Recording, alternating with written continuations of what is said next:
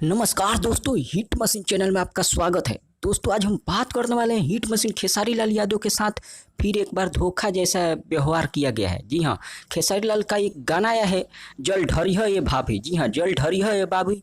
इस गाने को लिखे हैं पवन पांडे और शंकर सिंह का म्यूजिक है, जिसे बिना कम्युनिटी में पोस्ट डाले यसी फिल्म्स ने रिलीज कर दिया।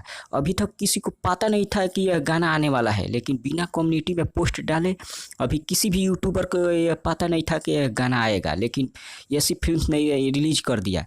लेकिन फिलहाल आप लोग अपना पावर दिखाएं। ये गाना का काफ़ी व्यू कम है, मात्र अभी 2.5 लाख व्यू हेला है 11 घंटा में। आप लोग अगर खेसारी फैन है तो जाइए एकदम जम कर इस गाने को देखिए और ज़्यादा से ज़्यादा कम से कम 1 मिलियन व्यू इस गाने को ज़रूर भगाएं।